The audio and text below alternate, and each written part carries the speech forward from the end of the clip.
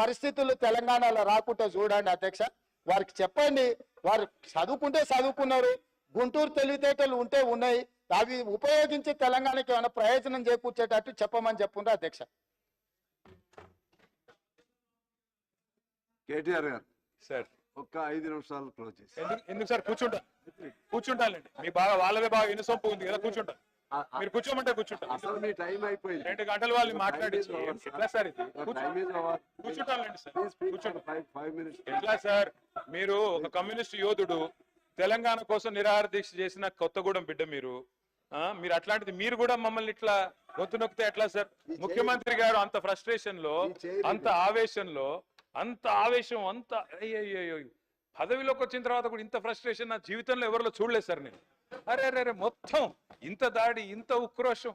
ఏం పర్లేదు రేవంత్ రెడ్డి గారు, ఇంకా తిట్టాలనుకుంటే ఇంకో 2 గంటలు తిట్టండి, మాకేం అభ్యంతరం లేదు. ఎందుకంటే మీ మైక్ కట్ కాదు, నీకు ఎంత ఉందో అంత తీసుకో, నాకేం ఇబ్బంది లేదు.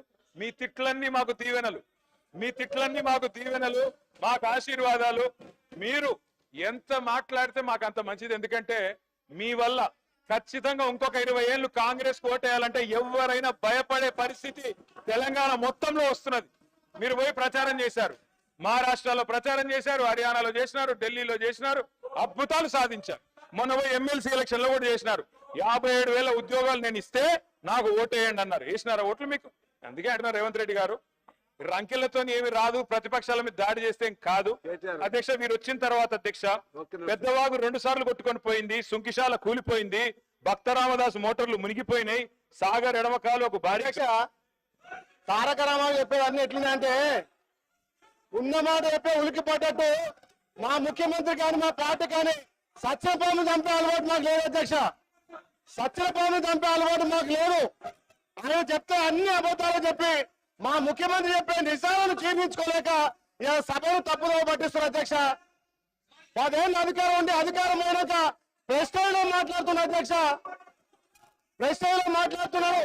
మరి వాళ్ళు కుర్చీ కోసం కొట్లాడితే వాళ్ళ ఇంటి వ్యవహారం కానీ మా గౌరవ ముఖ్యమంత్రి వచ్చిన 15 ఏళ్లలో వాళ్ళు చేసిన అప్పులను, వాళ్ళు చేసిన తప్పులను ఒక్కొక్కరిగా సరిదిద్దుకుంటూ ప్రజాపాలన ద్వారా ఒకవైపు అభివృద్ధి, ఒకవైపు సంక్షేమం చేస్తుంటే ఈ రకంగా నిప్పులు పోసుకొని మా ముఖ్యమంత్రి మీద ఇంకా కూడా ఈ కడుపుమంది మాట్లాడింది అధ్యక్ష.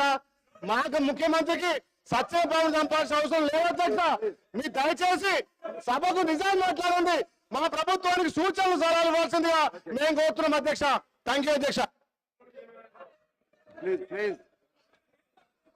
So if it continues, disturbance will be like that only. Please conclude. Yes sir, conclude చేద్దాం సార్.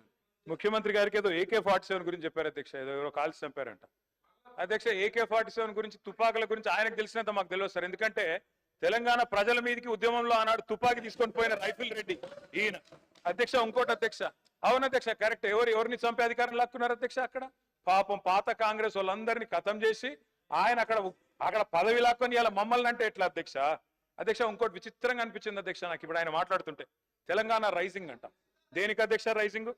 ఏదో అట్టర్ఫ్లాప్ సినిమాకు అట్టహాసంగా 100వ దినోత్సవం చేసినట్టు విఫల పాలనకు విజయోత్సవాలు నిర్వహించారు అధ్యక్ష. వీళ్ళంతా కూడా ఏంది అధ్యక్ష వీళ్ళు చేసింది?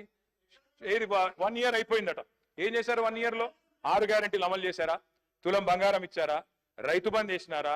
రుణమాఫీ చేసినారా? నేను అందుకే అడుగుతా ఉన్నా అధ్యక్ష. Yes, Telangana is rising. ఎందులో రైజింగ్ అధ్యక్ష? కొన్నిట్లో మాత్రం రైజింగ్.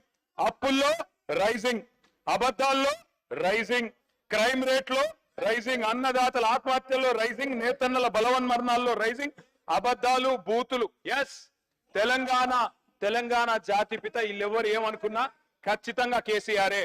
తెలంగాణ బూతు పిత రేవంత్ రెడ్డి గారు అవుతారు. బూతు పితగానే ఆయన మిగిలిపోతాడు భవిష్యత్తులో. అధ్యక్ష ప్లీజ్ ఇంకా 5 మాట్లాడాలి, రిప్లై ఇవ్వాలి, మరలా వాళ్ళు కౌన్సిల్కి వెళ్ళాలి. త్వరితగతిన పూర్తి చేయండి సార్. సార్ మీరు పెద్దలు మీరంటే గౌరవం. రామేశ్వరరావు గారు మీరంటే గౌరవం.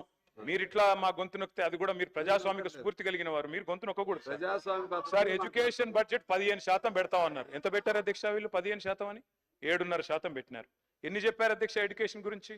ఇది ఇచ్చేస్తాం, విద్యా భరోసా కార్డు ఇస్తాం, పిల్లలు ఫీజులు కట్టాల్సిన అవసరం లేదు, ఇంటిగ్రేటెడ్ స్కూల్స్ అని 11,600 కోట్లు పెట్టినారు. నేను అడుగుతా ఉన్నా అధ్యక్ష, 11,600 కోట్లు దేవుడెరుగు. ఉన్న 1022 గురుకుల పాఠశాలను కాపాడండి. 88 మంది చచ్చిపోయినారు ఇప్పటికీ, దయచేసి వాళ్ళకి కాంపెన్సేషన్ ఇవ్వండి. రైతులు 513 మంది ఇప్పటికీ ఆత్మహత్యలు చేసుకున్నారు. నేను లిస్టు పంపిస్తా ఉన్నాను గౌరవ ఎల్ఏ మినిస్టర్ గారికి మీ ద్వారా.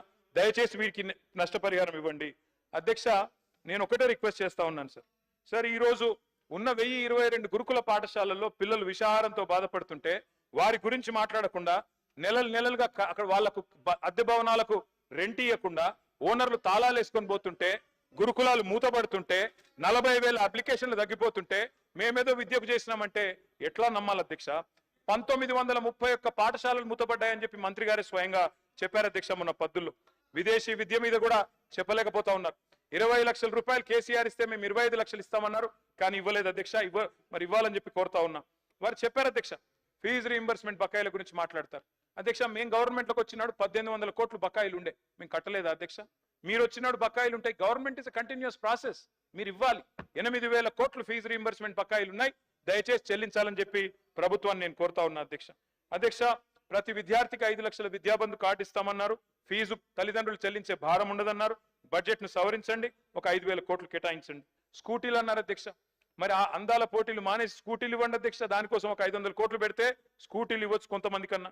విద్యా జ్యోతులు అన్నారు, 10 పాస్ అయితే 10,000, ఇంటర్ పాస్ అయితే 15,000, గ్రాడ్యుయేషన్ పూర్తి చేస్తే 25,000, పీజీ అయితే 1,00,000, రీసెర్చ్ స్కాలర్ కి నెలకు 10,000. అదే విధంగా ఇంకా చాలా చెప్పారు అధ్యక్ష. 1000 కోట్లు దయచేసి బడ్జెట్ ను రీఅప్రోప్రియేట్ చేసి వారికి కేటాయించాలని చెప్పి నేను కోరుతా ఉన్నా అధ్యక్ష. 2 లక్షల ఉద్యోగాల గురించి ముఖ్యమంత్రి గారు చెప్పారు అధ్యక్ష. వారు ఇచ్చింది కేవలం 11,000 ఉద్యోగాలు అధ్యక్ష. మిగతా అన్ని మా గవర్నమెంట్ లో ఇచ్చిన నోటిఫికేషనే, ఆ వీటికి మాత్రమే వాళ్ళు కాగితాలు ఇచ్చుకున్నారు తప్ప ఇంకోటి కాదు. గ్రూప్ 1 పోస్టులు 1000కి పెంచుతామన్నారు, పెంచలేదు. గ్రూప్ 2 పోస్టులు 2,000 చేస్తామన్నారు, చేయలేదు. గ్రూప్ 1 మెయిన్స్ కి 1:100 రేషియో ఇస్తామన్నారు, చేయలేదు. జీవో నంబర్ 46 రద్దు చేయలేదు. జీవో 29 తెచ్చారు, బలహీన వర్గాల నోట మట్టి కొట్టారు. 20,000 టీచర్ల పోస్టులు ఖాళీ ఉన్నాయన్నారు, వాటిని భర్తీ చేయలేదు. కేవలం 11,000 ఉద్యోగాలు మాత్రమే చేశారు అధ్యక్ష. గిగ్ వర్కర్స్ అని ఉంటారు, మనం స్విగ్గీ, జొమాటో ఇవన్నీ ఆర్డర్ చేస్తూ ఉంటాం. Swiggy, Zomato, Flipkart, Amazon, Zepto, Instamart, Rapido, వాళ్ళందరి కోసం రాహుల్ గాంధీ గారు స్వయంగా వచ్చి చెప్పారు, గిగ్ వర్కర్స్ బోర్డు పెడతామన్నారు. పెట్టండి, డబ్బులు కేటాయించండి, వాళ్ళకు ఒక 500 కోట్లు కేటాయించండి అధ్యక్ష. ఆడపిల్లల మీద కూడా అశోక్ నగర్ లో అమానుషంగా ప్రవర్తించారు, లాఠీ చార్జీలు కూడా చేశారు. దయచేసి ప్రజాపాలనలో అట్లాంటి పరిస్థితి ఉండకూడదు. తెల్లారులేస్తే ప్రజాపాలన అంటారు, కానీ నేతి బీరకాయలో నెయ్యి ఎంత ఉందో మీ ప్రజాపాలన, ప్రజాస్వామిక స్ఫూర్తి కూడా అంతే ఉన్నట్టుగా కనబడతా ఉన్నది అధ్యక్ష. 1,000,000 మంది మహిళల్ని కోటీశ్వరులు చేస్తామంటున్నారు అధ్యక్ష, కానీ అత్తాకోడలకు పంచాయతీ పెట్టినారు అధ్యక్ష. మొన్న ఈ మధ్యన నేను సూర్యాపేట పోతే అక్కడ ఒక అవ్వ దగ్గర పోతే అధ్యక్ష, అక్కడ జరిగిన చిన్న ఉదంతం అధ్యక్ష. ఆ పెద్దామ చెప్తున్నది అధ్యక్ష, నా కొడుకు పెళ్లి చేసిన సార్ 6 నెలల కిందట, నేను అనుకున్నా మా కోడలి పిల్ల తులం బంగారం తెస్తుందేమో, నెలకు 2,500 వస్తుందేమో అనుకున్నా, ఆమె ఏం తెలియదని చెప్తా ఉంది అధ్యక్ష. ఆ కోడలి పిల్ల బాగా గడుస్తుంది అధ్యక్ష. ఆమె కూడా అంటున్నది అధ్యక్ష, నేను కూడా చెప్పినాను సార్, నేను కూడా అనుకున్నా మా అత్తకు 4,000 పెన్షన్ వస్తుందేమో అనుకున్నా, వస్తలేదు, మరి నేనేం